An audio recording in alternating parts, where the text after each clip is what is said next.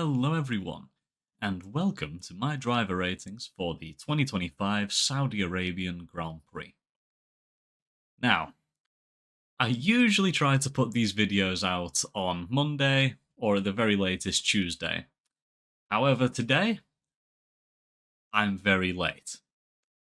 Now, just to dispel any rumours that, in case the upload happens after the P1 guys,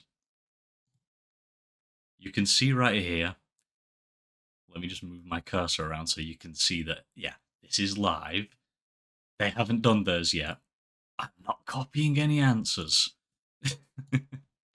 Let's kick things off with Nico Hulkenberg. Started 18th, finished 15th. 5 out of 10. It's an anonymous drive in a wheelie bin. I don't know what information I can provide for his race, because I think aside from the replays, we saw him for maybe 5 seconds on the broadcast all race. So 5 out of 10, I've got nothing else to say.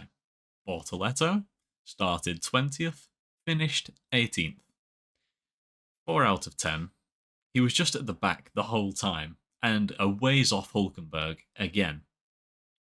The only occasion he actually did anything was nearly putting Alonso in the wall, because he didn't check his mirrors, is what I'm assuming. Not enough to put him down another grade, so I'm going to stick with 4 out of 10. Carlos Sainz started 6th, finished 8th. This is what we know the Williams is capable of. This is what we know the drivers were capable of. It's the 5th fastest car, for sure. And Carlos finally has a weekend that he put it all together. It's a 9 out of 10. The gap between the top 4 teams and the rest is big. The only cars ahead of him were those teams. This is what Williams want from Carlos. Moving on to his teammate, Alex Albon. Started 11th, finished 9th. It's an 8 out of 10. He did what Carlos did, just a bit slower in quali. It was all round just good team play, great strategy, no errors, and good, solid drives. Alex is not likely in the points if Pierre and Yuki don't crash. But finishing behind only quicker cars, and Carlos and Pierre, coming in 11th, it's still a solid drive if everyone brings it home. Liam Lawson. Started 12th, finished 12th.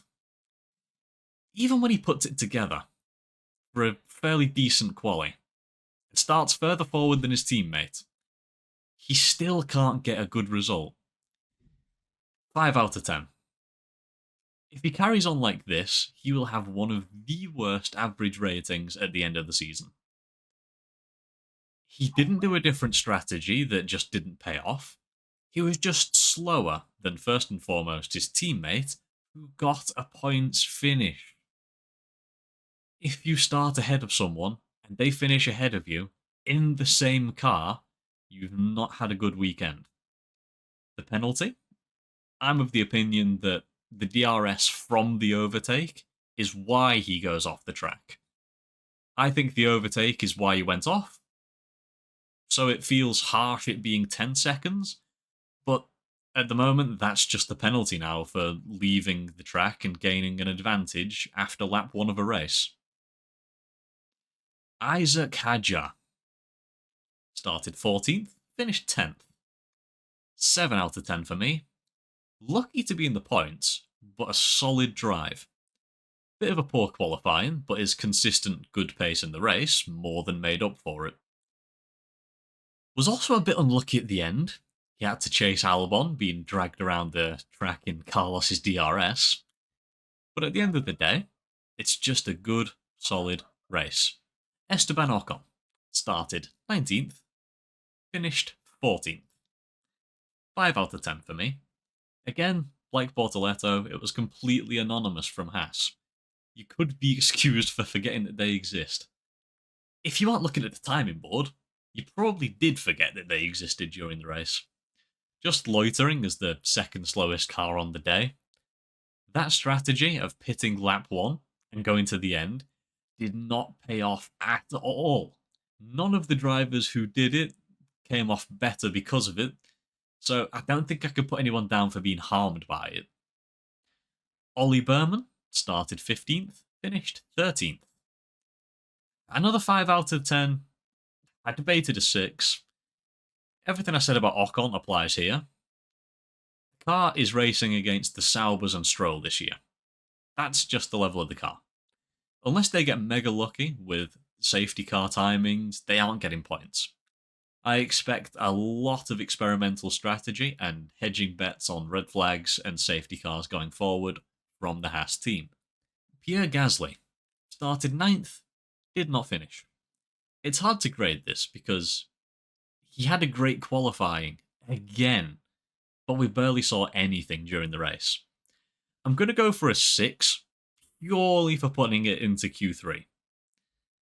And taking into account that he didn't have to send the car around the outside, but also there was no more track left for him to be. He would have needed to leave the track to not crash.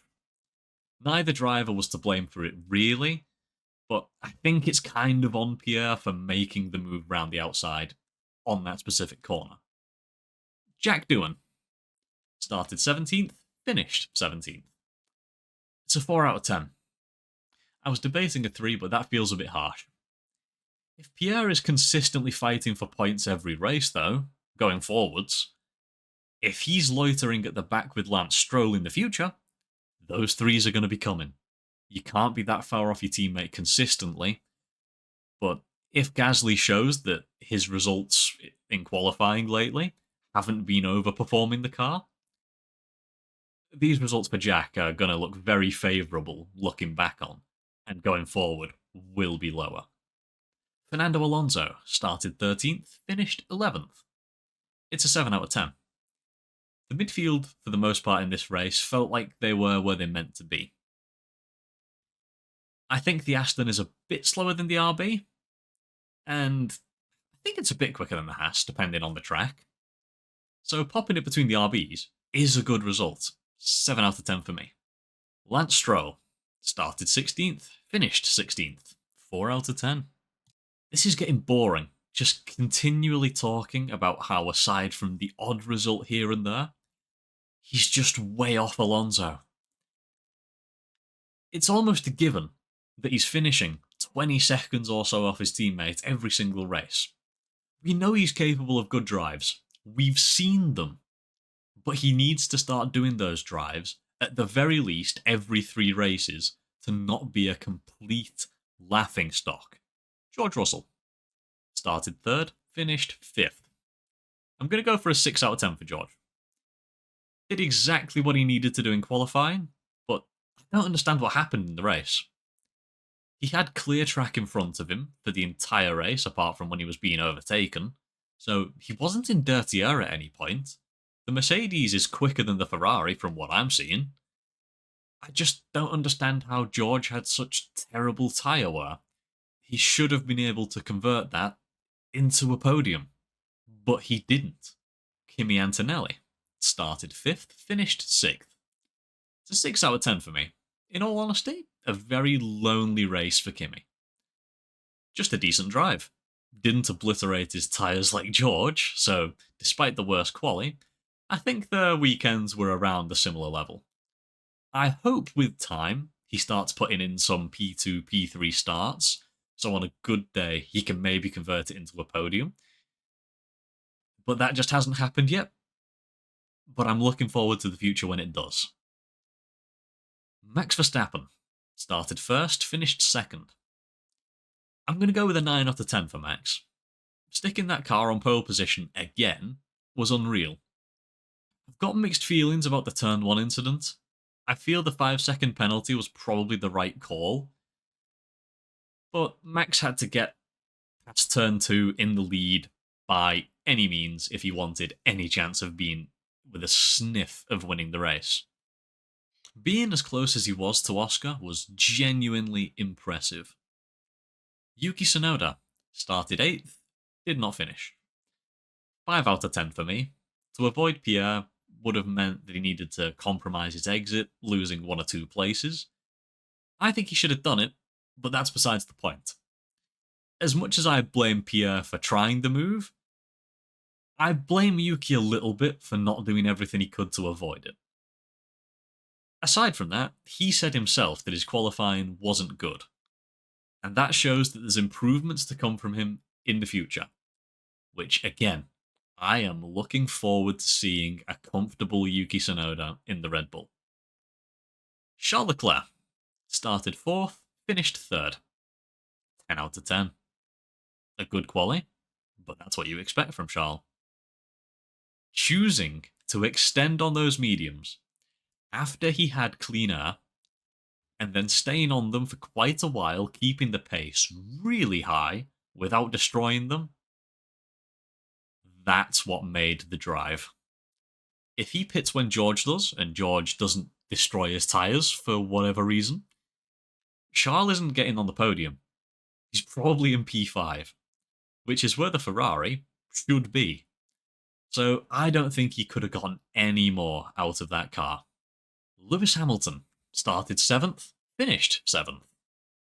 It's a hard one to grade because if you think the Ferrari's quicker than the Mercedes for whatever reason, it's a 4 out of 10, possibly even a 3. But I don't think that Kimi Antonelli is finishing above Lewis Hamilton in a normal, no issues race unless he's definitely got a faster car. So I'm going with a 5 out of 10 for Lewis. I loved that battle with Lando. Brings me back to 2022 with Max and Charles in the first races, playing DRS chicken. I think it was just a decent drive from Lewis. Nothing bad, but not great being that far off your teammate. Lando Norris started 10th, finished 4th. He needs to stop these mistakes from creeping in. It's a 5 out of 10 for me. I even debated a 4, but feels harsh, because doing a recovery drive means that you did a mistake so bad you needed to do a bunch of overtakes to get even near where you should be. I'm grading this both across the race and the quali. The quali was like a 2 out of 10, and the race was a 6 or 7. He shouldn't have fallen for the bait against Hamilton, take the DRS and fly past on the straight, build a gap into Sector 1, and then disappear down the road. After it happened the first time, I don't know why his engineer wasn't screaming at him that that's what he should be doing. The McLaren is the quickest car, despite what Lando may say. Evidence for that is carving through the field, overtaking 4 drivers after lap 1. I can't believe he had the audacity to claim that the Ferrari is just as quick. People have been making jokes that the Ferrari is so far off the pace, they may as well sack off the rest of the season, bringing minimal upgrades and just focus on the 2026 car. I can't give him higher than a 5 for not getting a podium in the quickest car. I just can't. I want to see him stop making mistakes because Oscar looks great this year, and I'm genuinely interested in a Lando versus Oscar championship battle if the McLaren can stay as the dominant car throughout the season. Oscar Piastri started 2nd, finished 1st. 10 out of 10. Solid qualifying, solid pace during the race. Dirty air is something that needs fixing again. 2022 made it less of an issue, but teams since then have basically worked on ways to make it so that cars can't follow them. And we're back to racing, where if you can't overtake someone quickly, you're gonna have a hard time following them. And that's what happened. Max took the penalty because it's hard to overtake this year. Oscar disappears into the distance if he comes out of turn 2 in first, like he should have. So that's why I'm going to go for a 10 again. He's absolutely cooking this year. And like I said, Oscar versus Lando, that will be a great championship battle. As long as Lando can stop these daft mistakes. But genuinely, what I'm hoping is that the Red Bull can maybe not go to the same level as the McLaren, but a little bit slower, so that Max can be in the every single race, that the podium unless someone else, like Charles, has an incredible drive, then it's just those three switching positions on the podium every race. And I just want a close championship. I really want a close championship. I feel like we've been robbed of close championships in the last years. just years. Anyway, that's it for my driver ratings. Let me know your thoughts in the comments. As always, I hope you enjoyed. If you did, consider subscribing, and I'll see you guys next time.